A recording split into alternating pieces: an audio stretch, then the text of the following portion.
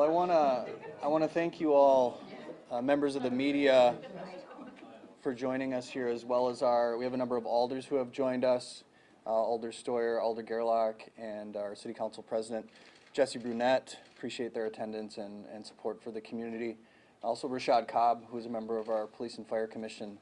Appreciate all of his work and his attendance here as well today. I want to start things off by letting our residents know that we hear them.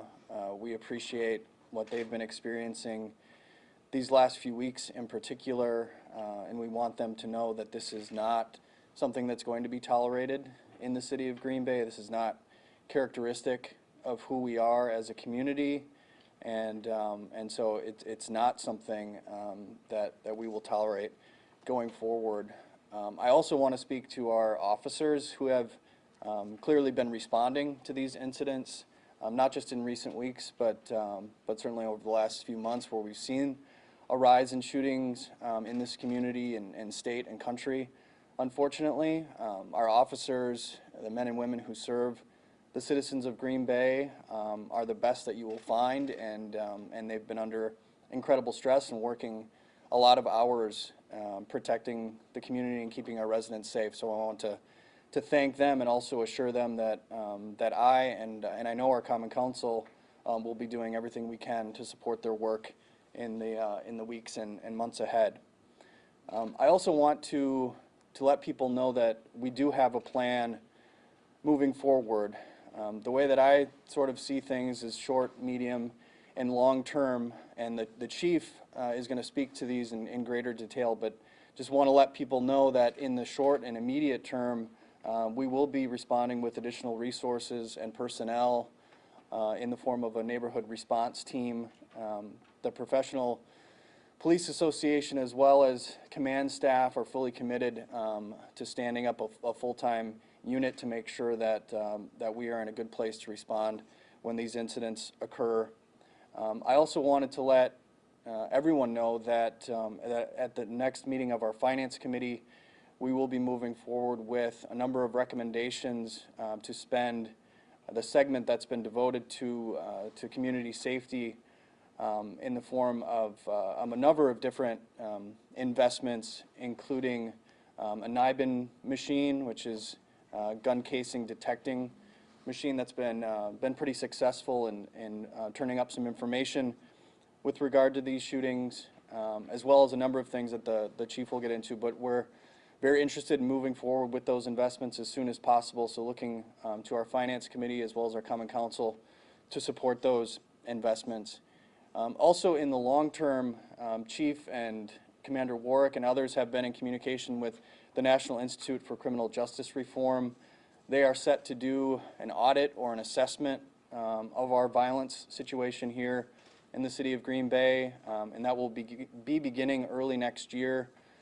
We'll take a number of months, and then they'll be in a position to make recommendations with regard to an Office of Violence Interruption, because I think we all know that as fantastic as our officers, our law enforcement officers are, this is really a community problem.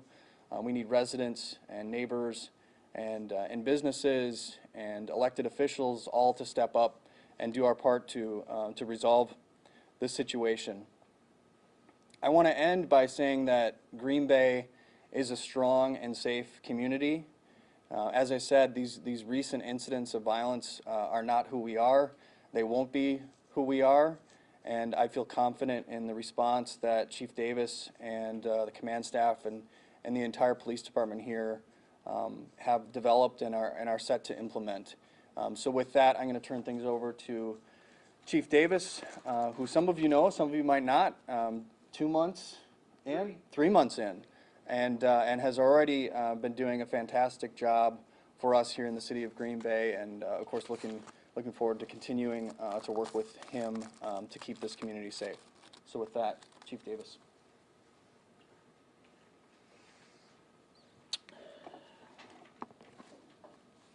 Well, thank you and good morning. I want to start just by talking about the gun violence issue in the city as a whole, and then we'll talk about some of the events of last night, and then we'll also talk about our plan to address this issue. So what we have here, and we'll make this PowerPoint available to media outlets today, but you can see that over the last few years, especially between 2019 and 2020, a significant escalation in the number of shots fired incidents and the number of rounds, and that round count reflects the number of shell casings picked up at crime scenes, so we know that that isn't the total number of rounds that were fired in the city. But we share this just to kind of level set the conversation in terms of the size of the gun violence problem here in our city. And Jody, if you'd hit the next slide, please. So I want to talk a little bit about last night now. So we did have 7 incidents of shots fired in the city of Green Bay last night. We do not at this point know of any injuries. We don't believe that anyone was hit by gunfire. There's a summary of those incidents that we'll provide for you in written form with this PowerPoint. In response to this, when we got to initially there were 3 in fairly quick succession, and so we immediately started bringing in additional patrol and investigative resources, both detectives and some of our crime scene analysis specialists. And as events unfolded over the night, we were actually able to make 3 arrests and recover 3 handguns along with a lot of other evidence. Those cases are ongoing. We'll share just brief synopsises of those arrests with you as well later. So obviously we have a lot of people who came in last night and have been working very hard to investigate all 7 of these incidents, try to see if there are any connections between them, and investigations are ongoing. And so there's a lot of specifics on each of these incidents, obviously, that I won't have for you yet because there's still a tremendous amount of investigative work being done into what happened last night. And up to now, we have, as we showed you, there has been a significant escalation in crimes involving firearms in the city. And in response to this, we've implemented a few strategies already. We have a practice of investigating every report of shots fired, whether someone is hit or property is damaged or not. And that's important because we know that oftentimes these events are related. And so if we're able to make a case where shots are fired and take action and hold someone accountable, we can be preventing the injury, shooting, or worse later on down the road. As a result of this, we have several active investigations into gun violence incidents in the city. And our detectives continue to be working on leads. We've gotten some good support from the community in terms of tips or other information or video that is helping us piece together these cases and try to hold some of these people accountable. Our community policing unit has been working more behind the scenes with some of the locations where we encounter an inordinate amount of problems, and working with property owners in some cases to try and do things that will help prevent crime and will help make some of these locations less at risk of gun violence. And then going forward for the rest of this weekend, so tonight and tomorrow, I talked to the sheriff today, and he will be providing some patrol resources to augment ours tonight and tomorrow. We will have extra patrol and investigative resources actively working in the evenings during the hours when these incidents have been occurring to try to, number one, prevent violence and also act on some of this investigative information and try and resolve some of these cases. Want to appreciate the help of the Wisconsin State Patrol that will be shifting some of its resources here to help us provide more visible police presence in the city over the weekend. And then Commander Warwick and I will be out in walking some of the neighborhoods this afternoon. Obviously, we like to hear from residents and engage in some of that conversation as we can with folks. I know there are probably more people who want to have that conversation than I am going to have the capacity to do, but we want to make sure people understand that we hear them and that we're engaged in this problem. There are a couple of things that we would ask of the community right now, because as the mayor said, this is not just something that we will police our way out of. From the community, we really need you to let us know every time there is an incident involving weapons. we know that, for example, reports of shots fired are underreported. That happens in every city in the United States, and so it's really important for us to know when these happen so that we're able to respond, to look for evidence, and again, keep trying to piece together this bigger picture of what is happening between these groups and kind of social networks and dynamics that are causing this situation.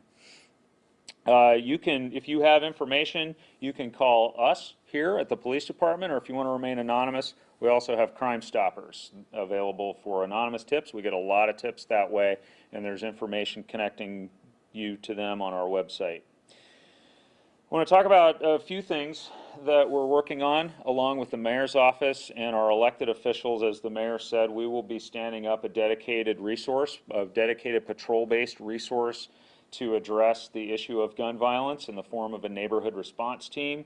And one of the things that we want to do with that is have some community input into what that patrol-based response looks like. And so we will be asking very soon for some stakeholder input from the community to help inform their work and make sure that both community stakeholders and our police officers have a shared understanding of what the drivers are of this problem, and then we can all agree on sort of mutually acceptable approaches for policing, for the policing component of dealing with this issue.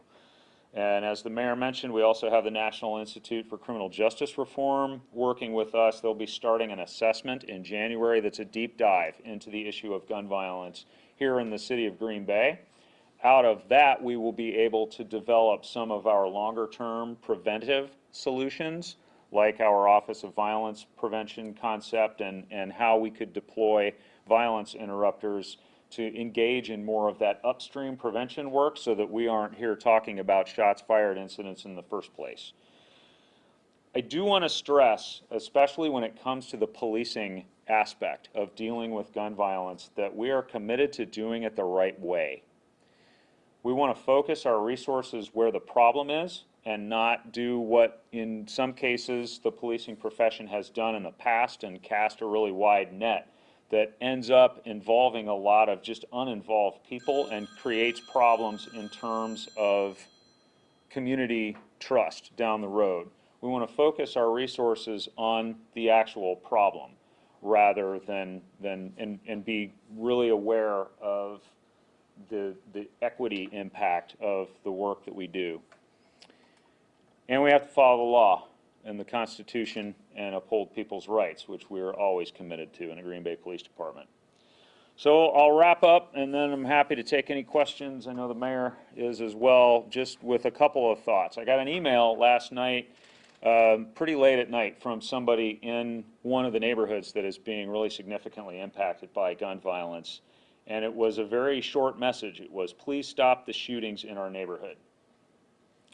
And what I want to say is that we hear you, and that we're doing everything that we can to stop the shootings in your neighborhood and to enhance the safety of our community.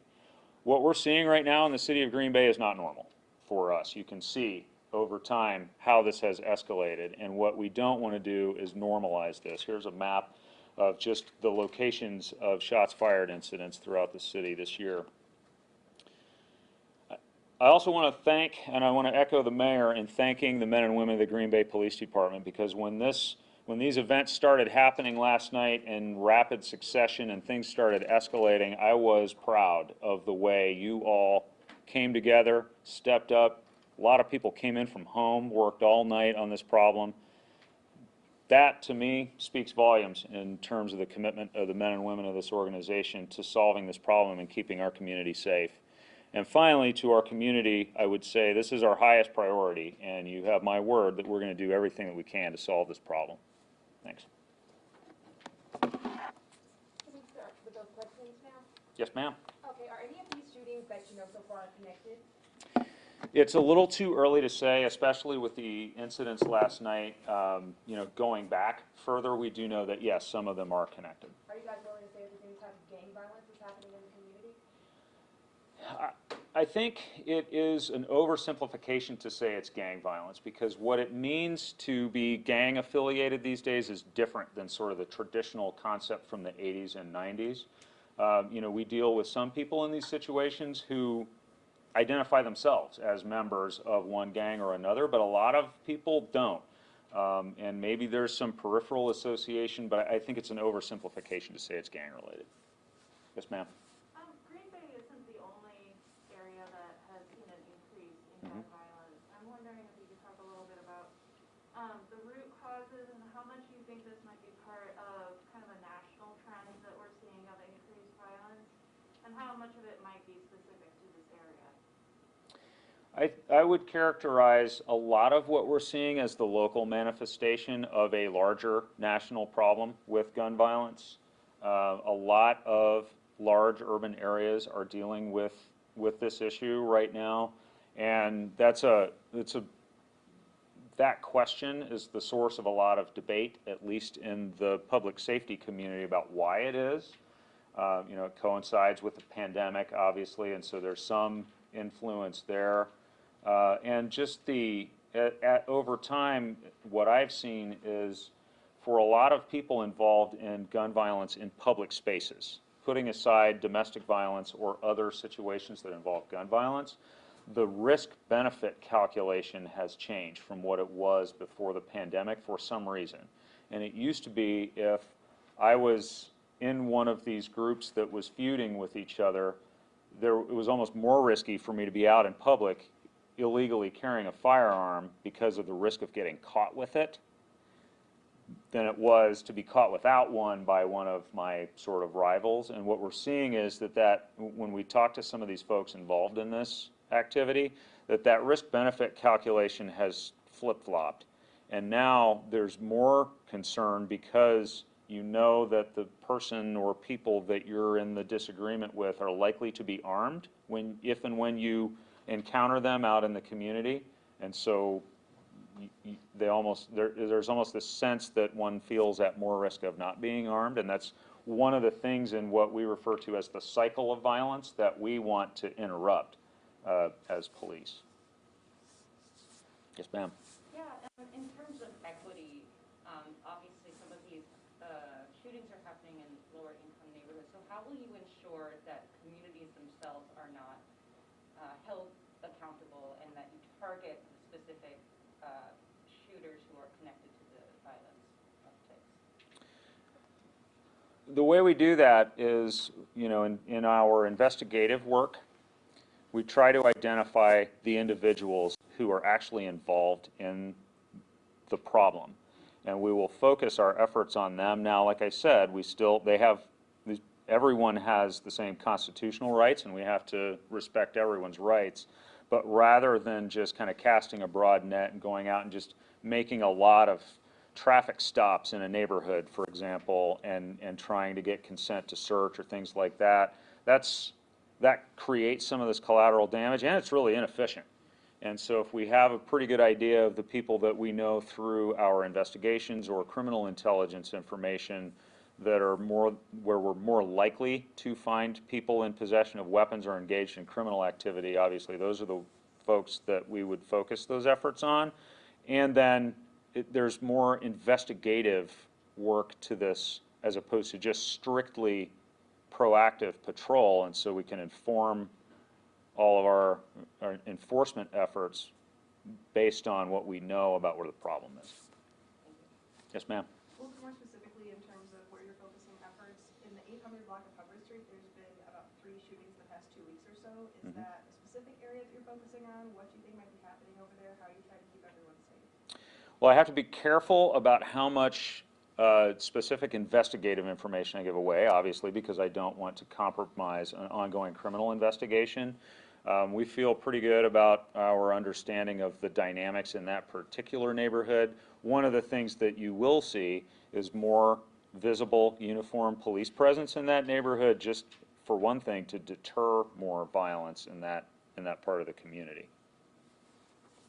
Yes, ma'am. Can you give a few more details about the neighborhood response team? What could that look like? Well, it will be a patrol-based, dedicated resource. So it'll be officers who are not required to just go answer radio calls in a patrol district. And their job will be to go out and try, for first of all, to build some relationships in the places and in the groups in the community where we're seeing these issues. And we've done this on a temporary basis a couple times already, and it really is more of the same work that those folks were doing. What we found was those officers were able to make a lot of connections in the community, and they're still getting information from people who trust them because they're used to seeing them and they know them. And so in that sense, it's really a community policing effort, that these are officers who can get out, build relationships with people at risk of being either perpetrators or victims of violent crime. Again, it's all an effort to interrupt that cycle and prevent the next shooting that then leads to the retaliation and more shootings. And so they'll also be able to be a resource for our investigators, and investigators might be able to have them, for example, give them some information of somebody that we have a warrant for, or somebody that we have probable cause for, to go out and try and find them, get them into custody. And they can focus on that and get it done more quickly than if we just put it out to patrol and said, we're looking for so-and-so if you happen to run into them. So that kind of work. Yes, ma'am. In terms of how to use additional money, and maybe this is something that Mayor Gunner can also answer, but how will money be invested in this? I know that Mayor Gunner mentioned the NIBIN machine and other things like that, so can you talk just a little bit more about how money will be used?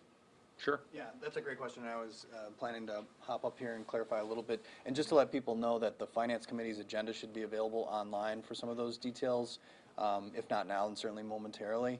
But yeah, mentioned the NIBIN machine, and then the police chief and PD has requested some gunshot detection software, so that's also going to be on the agenda, as well as some resources to devote to recruitment and retention, because obviously we understand this is a workload issue as well, and doing everything we can to get fully staffed up. Can you how much will that cost? Yeah, great question. The total dollar amount is in the $1 million range. So, as people might recall, the City Council just last Tuesday authorized $2 million out of this particular area of spending of ARPA resources. So this would be kind of that first tranche of spending to come out of that bucket. Thank you. Chief Davis, this morning actually, we spoke with some neighbors who were in the Hubbard neighborhood, and they expressed just having concern, and they reached out to the police department, and they said they haven't really received much response. So what can you say to those neighbors and those community members that are concerned about the uptick in violence that they are seeing in certain neighborhoods? Well, what I would say and would reiterate from my earlier remarks is that we do hear you and that we are working hard on this problem. And like I said, in an effort to try and connect with people, I plan on being out in some of these neighborhoods myself. It is difficult because there's a lot of work to be done. But certainly I would always encourage people to email, call us, and if there are community groups that are interested in meeting with me or any of my team on this problem, we're always happy to do that. How soon are you guys planning a community meeting? I guess it's a two-part question for each of you. How soon are you guys planning a community meeting to speak with people in the community? We have some plans in place for a community meeting next week, and I think Alder Stoyer actually, I don't want to put you on the spot, but I know he's been involved in some of those conversations. So, yeah, I'm going to meet with the chief today at 1 o'clock, and we're going to talk about more specifics, but I've had numerous emails from citizens on Hubbard in my district. East of that is Alder Johnson's district, so it's kind of in both areas. And we were looking at the specific house in that as well, but it is a crime scene and such, so we have to kind of honor that. But the email that you read earlier was from one of my citizens, so she's been emailing me a lot. They're very frightened, they're livid. One of them said they're livid. So any kind of activity that with the police, I'd be willing to go with the mayor, with Alder Johnson, any of the other alders, walk along with you and speak to the citizens. And there's several that I do know, but I'm willing to do whatever I can on this. So just kind of, everybody's kind of the same page, just kind of like next week you guys are planning to just kind of start working with the community more. But I know, of course, you said this weekend you're going to be in those neighborhoods as well. Yes. Okay. We don't have a specific date yet, but we will be getting something shortly. Sooner than later. Sooner than later. I got you. Yes, ma'am. In violence experts, I mean, one factor that they talked about with escalating violence is stressors from the pandemic and the economic effects of that. In terms of like crime prevention, is there a game plan for how to address those factors? And that's where, you know, as you have heard me say before, there is a significant role for police in this issue. When we start getting into addressing some of the economic issues and some of those root causes that go into this very complex problem, you know, obviously economic development is more the mayor's lane than mine, so I would ask him to speak to those. Yeah, I think it's certainly a great question, and the chief is very well aware of some of these systemic drivers that are at play. But you know, neighborhood enhancement is a big piece of this puzzle, as well as making sure that we're doing everything we can to bring back all aspects of the community economically. So I mentioned the $2 million that was authorized from the American Rescue Plan Act allocation. We've also devoted $6 million to housing and economic development and small business support.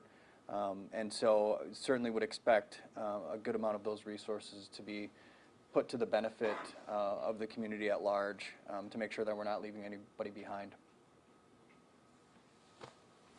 Chief, does this appear to be predominantly fueled by drug trafficking, this shootings?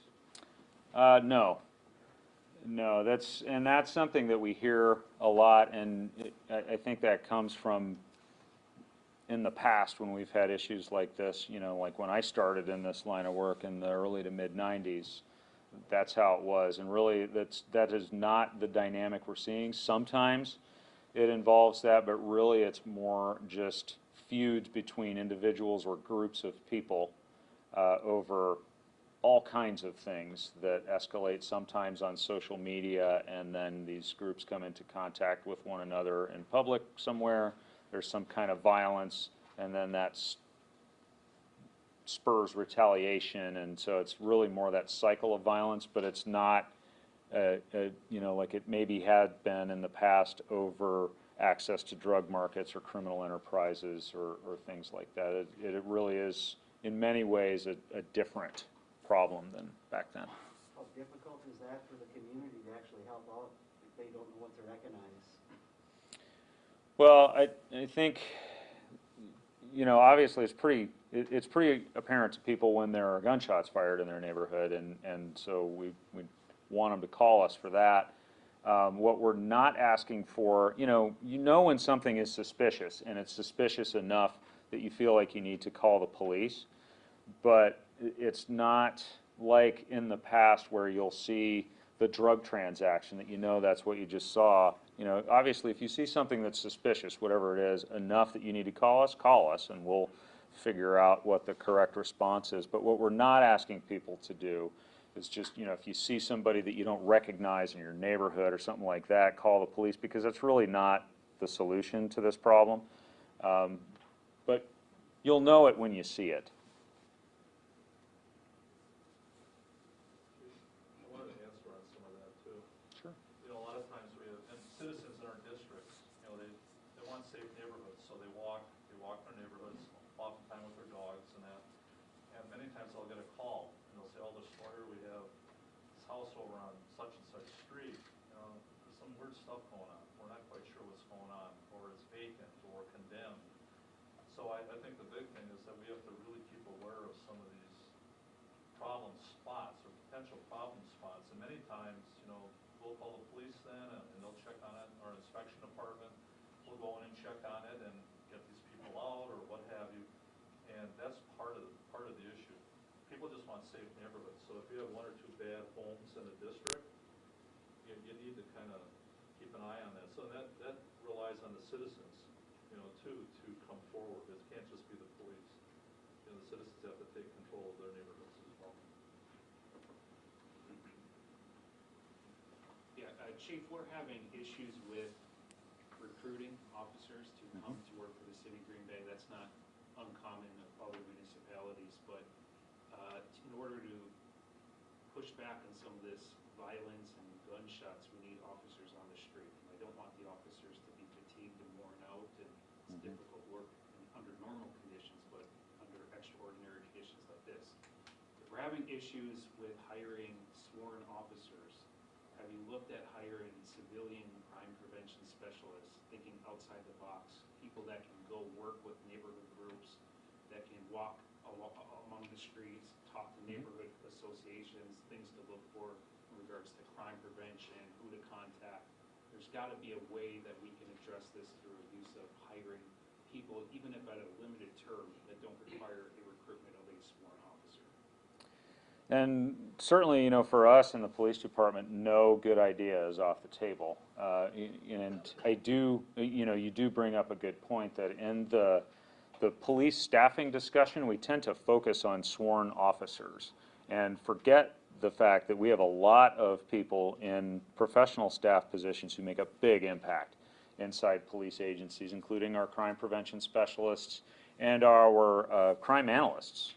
And you know, as we shift to more of this problem-focused, intelligence and data-based policing model, we will have more need for crime analysts, and so that's one of the things that we will be looking at in this kind of review that we've embarked upon in anticipation of next year's budget process, to come to the mayor and council with a good data-informed business case for how we should deploy resources in the police department. And we will certainly be looking at beyond just sworn resources, although those are super important too.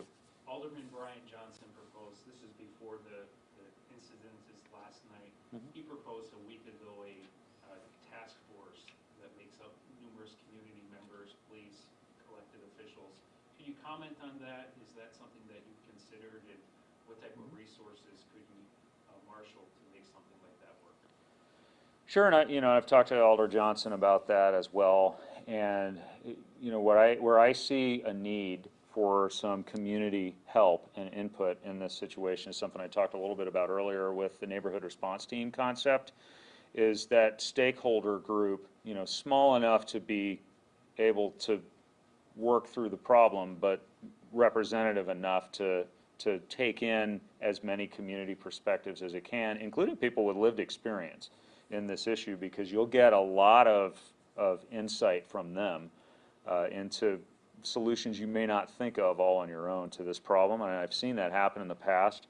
But we've talked about this, and I'll let the alder speak for himself on this, but that's where I could see us, a place where a group like that could be very helpful, is in informing our work, in part so that we don't go out and create some of the same collateral damage in terms of community trust as we've seen in the past, where police departments have kind of defined the problem for themselves, all on their own, and then imposed a solution on it based on an incomplete understanding of all the dynamics. And so what we want to try to do is work with a group like you're describing to develop that solution that works for everybody in the community, if that makes sense. Yeah, it does. And final questions, I don't want to monopolize the time, but I work with you, City of Green Bay government.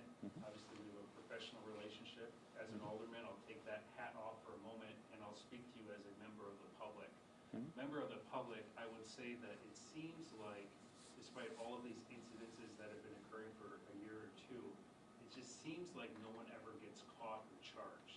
That's the perception that I'm hearing.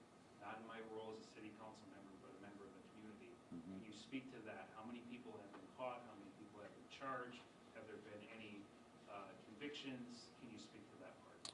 I can, and I can come up with specific numbers, but just for example, we caught 3 last night and charged them and got guns off the street, and here's, there's a picture behind me of the evidence. So it does happen, and I think, sometimes in the police profession in general, we don't often, and this is a takeaway for me, is that, there's probably some room for improvement for me in terms of making sure that we're following up with the public on, hey, by the way, here's some of the progress that we're making on this issue, because it can feel that way when we're not sort of highlighting those accomplishments. So point well made. Yes, sir. I won't try not to monopolize either, but I've had citizens calling, and in the past, in my district, for example, we'll call the police if there's an issue at a house, and they'll bring in the armadillo, or they'll bring in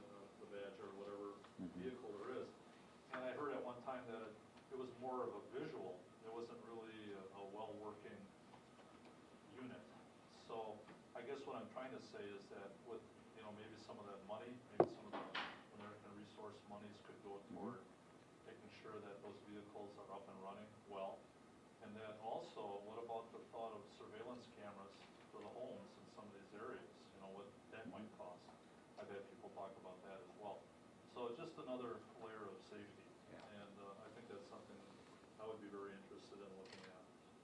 And to your point, we do have included in this first bucket of ARPA requests, I think it's about $35,000 for a trailer with a light tower on it with lighting, cameras. It's obviously marked police so that we're not parking an armored vehicle out in the neighborhood, but something that's very clear that it has cameras on it, that we're monitoring, that we're watching to get to exactly that deterrent effect. So that is one of the things that you'll be seeing in our ARPA request. Yes, ma'am. I'm kind of curious, when it comes to this full-time unit response team and the Office of Violence or Interruption, that's from the neighborhood perspective, or is that going to be from the department? Because I know recently, or in the past, there's been the Violent Crime Suppression Unit, so is that similar, is that different? How is this, what's the timeline to be like for all these different response units? So the neighborhood response team it's similar to what we did with these temporary, the Violent Crime Suppression Unit was a temporary project. This is a permanent resource when we'll be beginning the selection process for the first couple officers that we can, because of staffing issues, we have to phase in the officers over time, but I anticipate having the first 2 officers in the neighborhood response unit up and running by probably the end of January or maybe February, just kind of trying to forecast forward how long the selection process will take. But one of the things that I mentioned that I would like to do a little bit differently is have some really good community input directly with those folks assigned to that unit so that they go out into the city to do this work with that community perspective in mind. And I think that helps them to tailor their work in a way that again, gets at the problem and doesn't create a lot of collateral damage. Does that answer your question? Yep. Yes, ma'am. I'm hearing from the community, there's this fear or suspicion that this is not coming from Green Bay, but from outside cities. What can you say about the idea that maybe this is not Green Bay residents so much as people from other cities coming to Green Bay? It's a little of both. We do have some local people who are involved in this activity and that we see again and again. And then again, I believe you will see we had one resident of the city of Milwaukee arrested even last night. So there's always this tendency to want to simplify something that is a very complex problem. And so it is neither a completely homegrown problem nor something that's coming from outside. Thank you. You bet.